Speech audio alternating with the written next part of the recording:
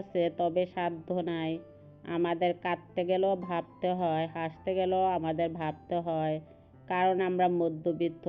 আর মধ্যবিত্ত মানুষগুলো সাগরের উত্তাল ঢেউর মতো, না পারে ডাঙায় উঠে বাঁচতে, না পারে জলে ডুবে মরতে। আসসালামু আলাইকুম, কেমন আছেন সবাই?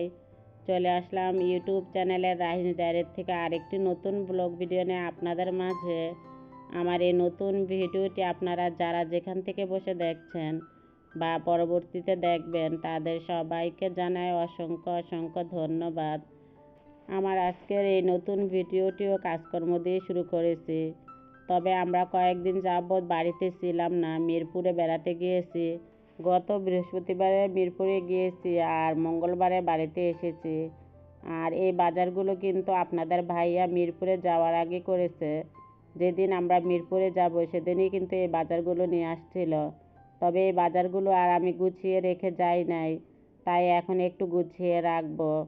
তবে আমরা যারা গৃহিণী আছি, কোথাও বেড়াতে গেলে বা বাহিরে ঘুরতে গেলে সংসারের সমস্ত কাজকর্মগুলো কিন্তু করে গুছিয়ে রেখে যাই। তারপরও দেখা যায় ঘরে আসলে অনেকাংশে কাজ বেড়ে থাকে।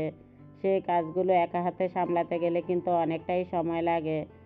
আর আপনাদের ভাইয়া কিন্তু এই বাজারের সাথে কিছু মাছ মুরগিও এনেছিল। সেগুলো কিন্তু আমি ডিপ ফ্রিজে রেখে গিয়েছি, ওগুলো আর আজকে বের করব না। আজকে যেহেতু এমনিতে কাজকর্ম অনেক বেশি, তো আগামীকালকে মাছ আর মুরগি বের করে তারপরে কাটাকাটি করে নিব। আর আমার হাতে যে বলটা দেখছেন, এটা কিন্তু 2 কেজি হুইল পাউডারের সাথে ফ্রি দিয়েছে। আর এই বলটা কিন্তু আসলে খুব সুন্দর হয়েছে, এমনিতে অনেক সুন্দর, আবার খুব মজবুত আছে। আর মিরপুরের থেকে কি কি কেনাকাটা করে নিয়ে আসলাম হোপ মার্কেট থেকে, তাই আজকে আপনাদের সাথে একটু শেয়ার করব। আর এগুলো কিন্তু টেবিলের ম্যাট। আমাদের ঘরে যেহেতু 4টা টেবিল, আমি কিন্তু 3টা টেবিলের ম্যাট এনেছি। আর একটা ম্যাট কিনে নিয়ে আসতে পারি নাই, কারণ আমি মিরপুরে যাওয়ার পরপরই আমার ফুফু একজন অসুস্থ হয়ে পড়ছে। আমার ফুফু কিন্তু আমার ছোট বোনের শাশুড়ি, তো ওকে নিয়ে কিন্তু হসপিটালে আমাদের দৌড়াদৌড়ি করা লাগছে। সেই কারণে কিন্তু আর তেমন করে কোনো মার্কেট থেকে কিছু কিনে নিয়ে আসতে পারি নাই। কারণ আমি যখন মিরপুরে যাই, তো মিরপুর থেকে যদি কোনো মার্কেটে আমি কেনাকাটা করার জন্য যাই, তখন কিন্তু আমার ছোট বোনকে সাথে নিয়ে আমি কেনাকাটা করি। আর আমার ছোট বোনের শাশুড়ি যেহেতু অসুস্থ, সেই কারণে কিন্তু আমার ছোট বোন আমার সাথে আর যেতে পারে নাই। আর মার্কেটে কোনো কিছু কেনাকাটার জন্য একা গেলে কিন্তু একদমই ভালো লাগে না, সাথে একজন থাকলে কিন্তু কেনাকাটা করতে একটু সুবিধাই হয়। তো যাই হোক, রাহিনের টেবিলটাকে একটু পরিষ্কার করে তারপরে আমি টেবিলের ম্যাটটাকে দিয়ে সাজিয়ে নেব।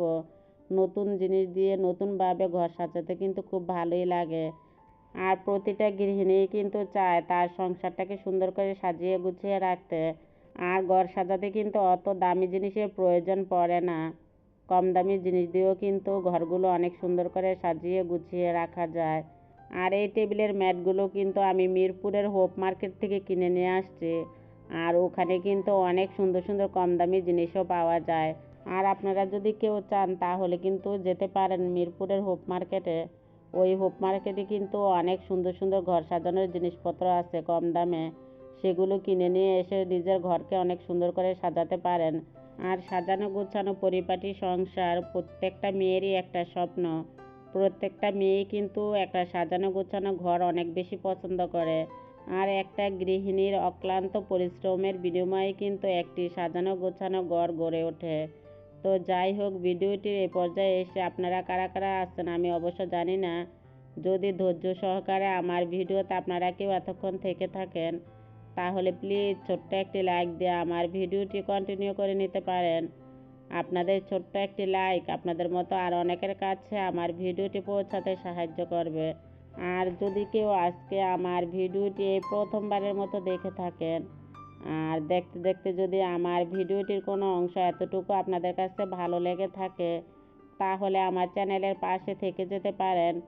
পাশে থাকা বেল বাটন অপশনটা প্রেস করে নিতে পারেন।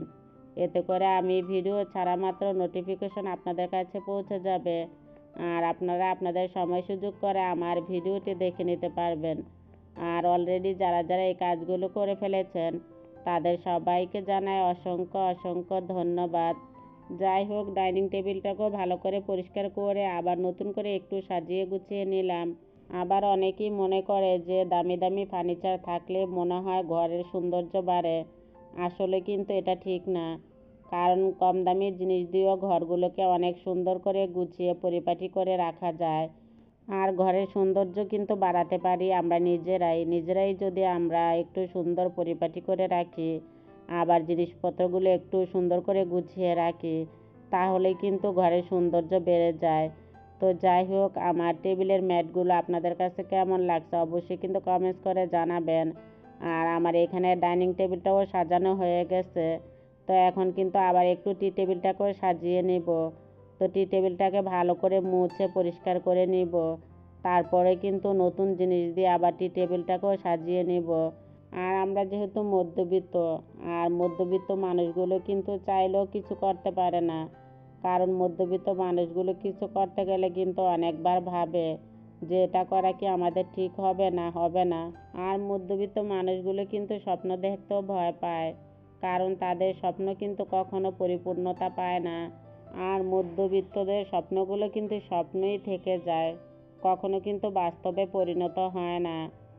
আর সব কিছুর সৌন্দর্য বাড়াতে গেলে কিন্তু টাকার অনেক বেশি প্রয়োজন হয়, সে জিনিসটা কম দামি হোক বা বেশি দামি হোক। আর টাকা না থাকলে কোনো কিছুই কেনা যায় না, কোনো কিছুর সৌন্দর্যও বাড়ানো যায় না।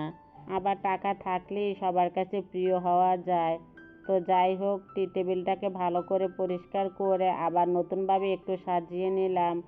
আর আপনাদের কাছে কেমন লাগছে আমার এই টেবিলের ম্যাটগুলো অবশ্যই কিন্তু কমেন্টসের মাধ্যমে জানাবেন। ঘরগুলো ভালো করে গুছিয়ে তারপরে চলে আসলাম আলু ভর্তা বানাতে। আর এই আলুগুলো কিন্তু আমি চুলাতে সিদ্ধ দিয়েছিলাম ভর্তা বানানোর জন্য। আর আমি কিন্তু 2 ধরনের ভর্তা পাটাতে বেটে বানিয়ে নিয়েছি অফ ক্যামেরাতে। আর এখন শুধু আলুর ভর্তাটাই এই বাটনাতে বানিয়ে নেব।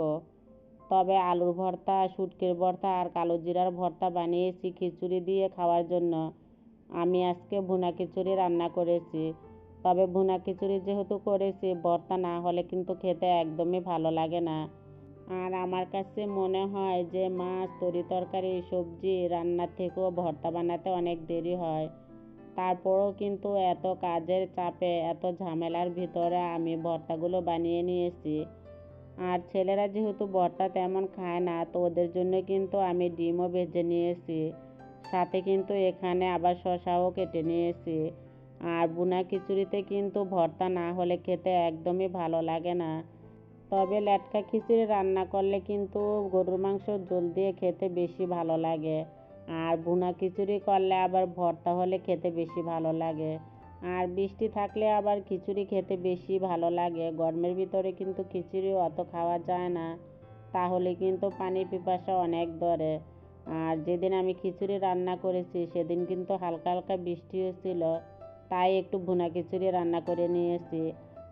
আর এখন আমার বড় ছেলের জন্য আমি খিচুড়ি একটা প্লেটে বেড়ে নিয়েছি। আর আমার বড় ছেলে কিন্তু ভর্তা একদমই খেতে চায় না, তারপরও কিন্তু আমি খিচুড়ির প্লেটের সাইডে অল্প অল্প করে ওকে ভর্তা দিয়েছি খাওয়ার জন্য, দেখি খায় নাকি। আর খিচুড়িতে আবার আচার না হলে খিচুড়ি খাওয়াটা কিন্তু একদমই জমে না। আর আমার বড় ছেলের খিচুড়ির প্লেটও আমি একটু আচার দিয়ে দেব। আর রাহিন যেহেতু ছোট মানুষ, ঝাল কিন্তু ও একদমই খেতে পারে না। আর ওর জন্য কিন্তু আমি পেঁয়াজ মরিচ ছাড়া একটা ডিম ভেজে নিয়েছি। আর অফ ক্যামেরাতে কিন্তু রাহিনকে আমি খেতে দিয়েছি। আর আমরা কিন্তু এখন সবাই খেতে বসে পড়ব। আর আপনাদের কাছ থেকে কিন্তু আজকের মতন এখান থেকে বিদায় নিব। পরবর্তী আরেকটি নতুন ভিডিওর আমন্ত্রণ রইল। সবাই ভালো থাকবেন, সবাই সুস্থ থাকবেন। সবার সুস্বাস্থ্যতা কামনা করে বিদায়